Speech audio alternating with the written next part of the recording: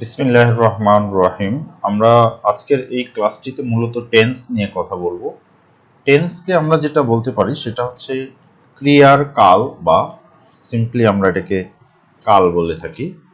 কাল বা সময়, অর্থাৎ যখন আমি কোনো একটি কাজ করি সেই কাজটি কোন কালের সাথে সম্পৃক্ত সেটি আমরা মূলত টেন্স দ্বারা বুঝতে পারি বা টেন্স দ্বারা বুঝাই।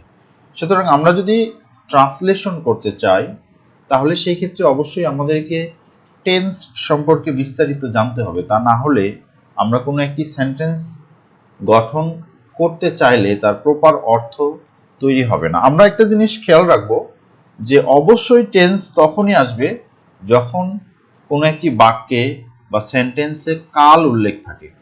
যদি কাল উল্লেখ না থাকে তাহলে সেই ক্ষেত্রে কিন্তু আমাদের টেন্সের উল্লেখ আসবে না বা টেন্স সম্পর্কে আমরা আলোচনা করব না।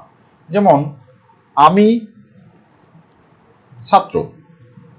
ছাত্র, এখানে সাধারণত টেন্সের উল্লেখ নেই, তারপর আমরা এটা একটা টেন্স দিয়ে তৈরি করি। বা আমরা যদি বলি যে সে, তারা, বন্ধু, এক্ষেত্রে সাধারণত টেন্স থাকে না, তারপরেও আমরা এটাকে গঠন করলে একটা ফরম্যাটে স্থাপন করি। বাট আমি যদি বলি আমি খাই, আমি সিম্পলি বললাম আমি খাই।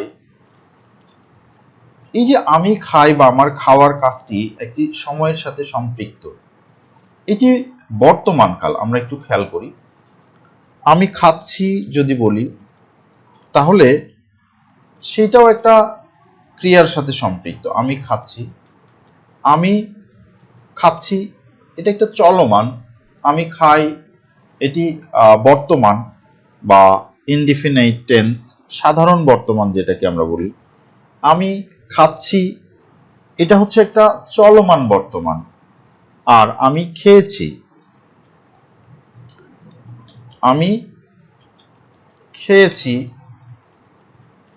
এটিও কিন্তু বর্তমান। আবার আমি বলতে পারি যে আমি 1 ঘন্টা যাবত খাচ্ছি। আমি যদি সেটা বলি তাহলে সেই ক্ষেত্রেও সেটা একটা টেন্স এর সাথে সম্পৃক্ত হবে। যদি আমরা বলি যে আমি 1 ঘন্টা যাবত খাচ্ছি তাহলে সেটাও কিন্তু একটা টেন্স হবে। তাহলে সেক্ষেত্রে সেটাও আমরা বর্তমান কালের সাথে, আমি 1 ঘন্টা যাবত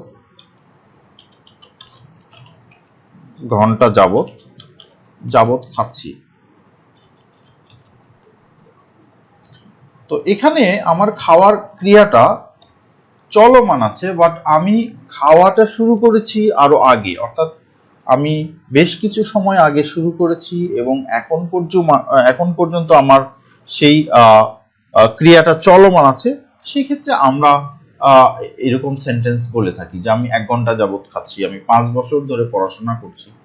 তাহলে আমরা এই যে আমি খাই এই সেন্টেন্সটা যদি আমরা তৈরি করি তাহলে সেটা যে আদলে হবে সেটা হচ্ছে ইনডিফিনিট টেন্স। ইনডিফিনিট টেন্সের ক্ষেত্রে আমরা সাধারণত প্রথমে যেটা ব্যবহার করি সেটা হচ্ছে ভার্ব, আর সাবজেক্ট প্লাস হচ্ছে আমরা ভার্ব ব্যবহার করি। ভার্ব, সাবজেক্ট প্লাস আমরা ভার্ব ব্যবহার করি। সো সেই ক্ষেত্রে আমি সাবজেক্ট প্লাস ভার্বটাকে,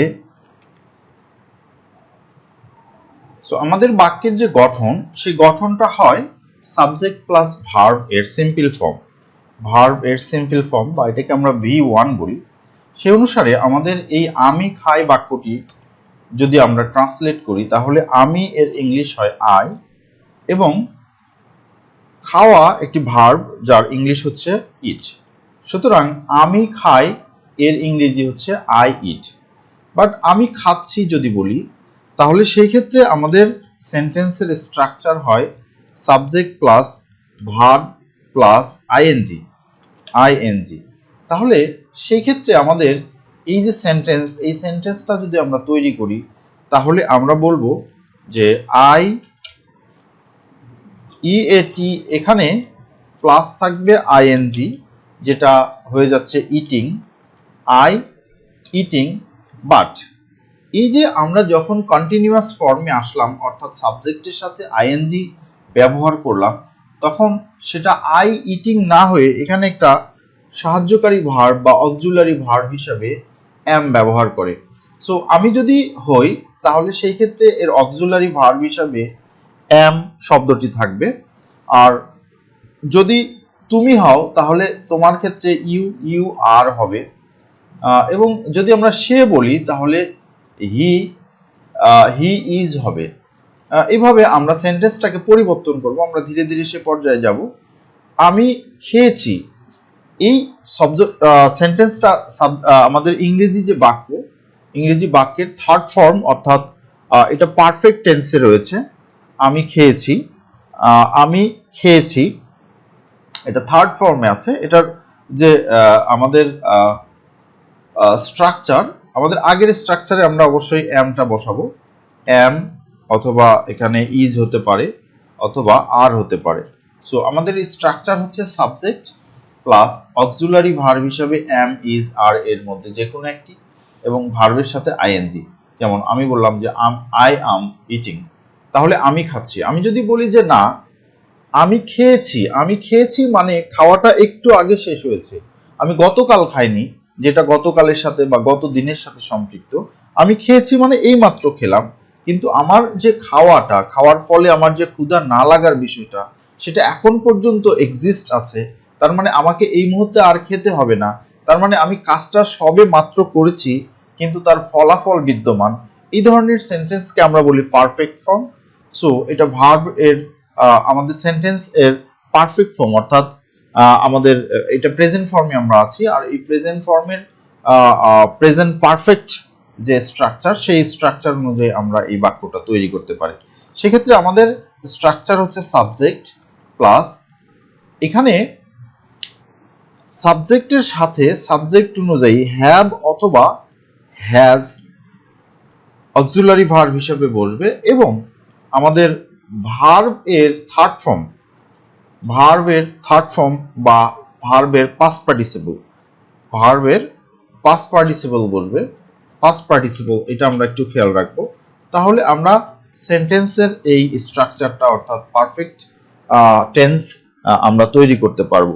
তাহলে সেই ক্ষেত্রে আমরা বলবো যে আমি খেয়েছি, আই আই যেহেতু ফার্স্ট পারসন সিঙ্গুলার নাম্বার, এর জন্য এর সাথে অক্সিলারি ভার্ব হিসাবে হ্যাভ বসবে। I have eaten, eaten, I have eaten, অর্থাৎ আমি ভাত খেয়েছি।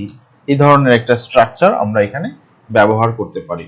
এখন আমাদের যে ফোর্থ স্ট্রাকচার আছে একটা টেন্স, প্রেজেন্ট টেন্সের, সেই ক্ষেত্রে আমি 1 ঘন্টা যাবত ভাত খাচ্ছি, মানে এটা এখনো চলমান।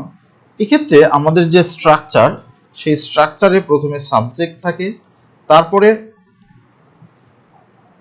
আমাদের পারফেক্ট কন্টিনিউয়াস, এটাকে আমরা বলি পারফেক্ট কন্টিনিউয়াস। সো পারফেক্ট হওয়ার ফলে এখানে হ্যাভ বা হ্যাজ বসে, এর সাথে অবশ্যই হ্যাভ বা হ্যাজ বসবে, হ্যাভ অথবা হ্যাজ বসে, এবং এর সাথে আমাদের আই হ্যাভ এর পাশে বিন একটা সেন্টেন্স ওয়ার্ড বসবে, বিন চলমান আছে। তাহলে I have been or I has been eaten, eaten, তাহলে ভার্বের আমাদের যে পাস্ট পার্টিসিপল সেই ফর্মটা বলবে। আমরা ভার্বের ফর্ম নিয়ে পরে কথা বলবো আবার কখনো। সো এভাবে কিন্তু আমরা আমাদের সেন্টেন্সগুলো গঠন করতে পারি। সো আমরা যেটা দেখছি সেটা হচ্ছে যে আমাদের যে সেন্টেন্সের যে স্ট্রাকচার, সেই স্ট্রাকচার অনুযায়ী ভার্ব এর পাস্ট পার্টিসিপলের পরে যদি আমাদের আদার্স কিছু থাকে, আদার্স, তাহলে সেই আদার্স অংশটা এখানে বসবে। তাহলে সেই ক্ষেত্রে আমরা যদি বলি যে আমি কিছু সময় ধরে খাচ্ছি, তাহলে আমরা বলবো I have been eaten, I have been eaten, I have been eaten for an hours। বা এখানে আমরা I have been eaten এবং I am eating, এই দুইটা সেন্টেন্সের মধ্যে একটা পার্থক্য হচ্ছে I am eating এইটা কন্টিনিউয়াস, এবং I have been eaten এটা হচ্ছে পারফেক্ট কন্টিনিউয়াস। পারফেক্ট কন্টিনিউয়াসের সাথে একটা সময়ের সম্পৃক্ততা থাকে, আমরা যদি এটা উল্লেখ নাও করি তারপরেও এটা একটা সময় ধরে চলমান আছে, এরকম বিষয়কে বোঝায়। সো আমরা যে আমাদের এই ক্লাসটা এই পর্যন্ত শেষ করছি এই মুহূর্তে।